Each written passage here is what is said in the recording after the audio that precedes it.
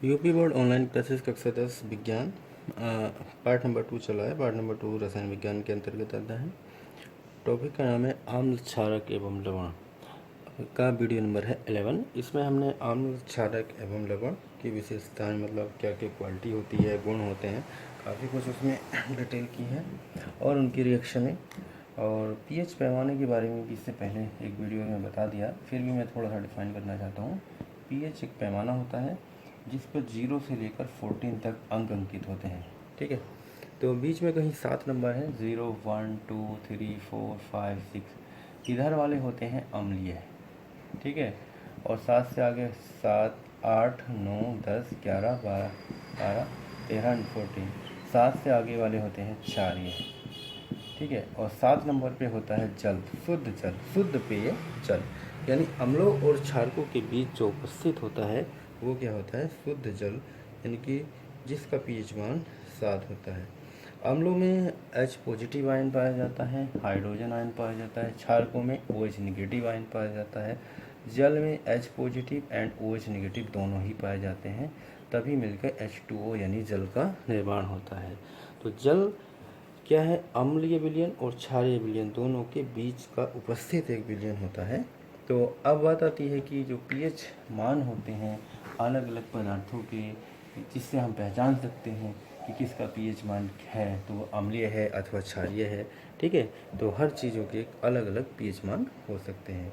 तो उस पर ही आज डिफाइन करेंगे थोड़ा सा कि क्या क्या चीज़ें, किस किस का पीएच मान क्या होता है ना। तो पीएच मान को लेकर अम्लीय वर्षा प्रश्न आ जाता है। अम्लीय वर्षा क्या होती है, अम्लीय वर्षा में पीएच मान क्या होता है। ठीक है, अगर बात आती है अम्ल का जो पीएच होता है वो 7 से कम होगा, यानी अम्ल क्या है, जो 0 से लेकर 6 तक वो अम्ल है, का पीएच मान कितना होता है। तो आंसर इसका बनेगा, जब अम्लीय वर्षा होती है तो उसका पीएच मान 5.6 से कम होता है। कितना होता है, 5.6 से कम, यानी कि पीएच मान 5.6 से कम है तो वो अम्ल है। और उस प्रकार की जो रेन हो रही है या कोई प्रोडक्ट ऊपर से गिर रहा है, ठीक, कोई पदार्थ गिर रहा है, तो उसको हम अम्लीय वर्षा कहते हैं। यानी कि उसको क्या कहा जाता है, अम्ल कहा जाता है। अम्लीय वर्षा गिर रही है। हमारे शरीर का पीएच मान कितना होता है, हमारे शरीर का पीएच मान होता है 7 से 7.8 तक। ठीक है, यानी कि 7 पे तो शुद्ध जल होता है, तो 7.8 तक हमारे शरीर का पीएच मान रह सकता है, उससे ज़्यादा नहीं होता है। ठीक है, तो पीएच मान जो है 7 से लेकर 7.8 तक हमारा होता है। तो ऐसे ही नदी का जो जलीय विलयन है उसमें जीवधारी रहते हैं। ठीक है, तो उनका पीएच मान कितना हो सकता है। हाँ, और इस प्रकार पीएच मान अलग अलग होता है। हमारे जो पाचन तंत्र है, पाचन तंत्र का पीएच मान, प्रश्न है पाचन तंत्र का पीएच, यह अत्यंत रोचक विषय है, क्योंकि हमारे पाचन में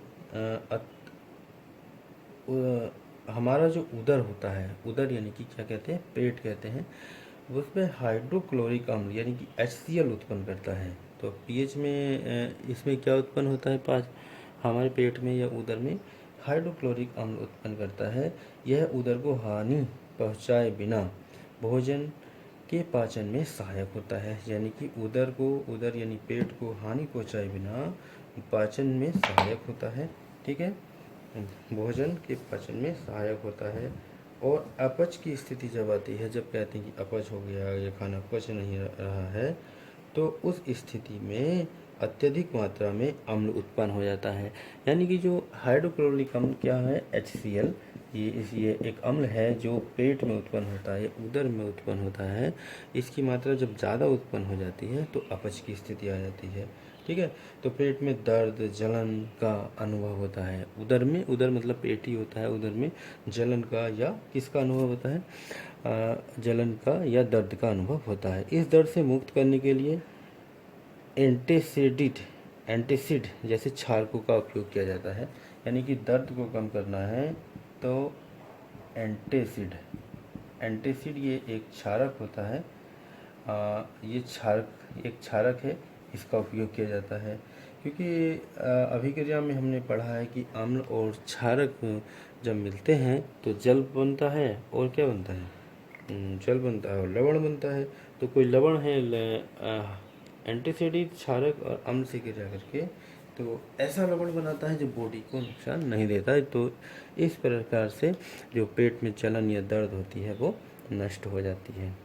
ठीक है, तो पाचन में यानी कि हमारे बॉडी में एसिटिक अम्ल पाया जाता है। अब पूछा जाए क्वेश्चन कि पाचन तंत्र का पीएच मान कितना होता है, तो पीएच मान अम्ल पाया जा रहा है तो अम्ल कितना होगा भाई, अम्ल तो 7 से कम होता ही है ना।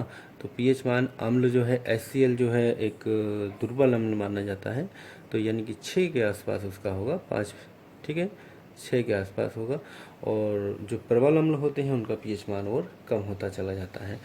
ठीक है, तो दुर्बल अम्ल वो 7 के करीब में ही होते हैं, जैसे 6, 5.8, 5.9, 6 पॉइंट समथिंग, इस तरह से जो होते हैं वो दुर्बल अम्ल कहलाते हैं। अब एक क्वेश्चन बन जाता है कि हमारे दांतों पीएच परिवर्तन के कारण दांतों का क्षय होता है, दंत क्षय जिसको कहते हैं, दंत क्षय। किसी किसी का देखा होगा कि दांत अपने आप गिरने लग जाते हैं या टूटने लग जाते हैं।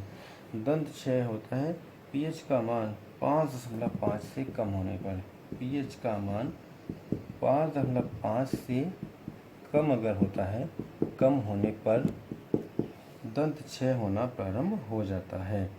ठीक है, अगर हमारे शरीर में पीएच का मान 5.5 से कम हो जाए तो क्या होगा, दंत क्षय, यानी कि दांत अपने आप टूटना शुरू हो जाते हैं और धीरे धीरे दांत जो है सफाई करने पर दंत मंडल समाप्त हो जाता है। यानी अम्ल की अधिकता हो जाती है, अम्ल की अधिकता के कारण ही ऐसा होता है।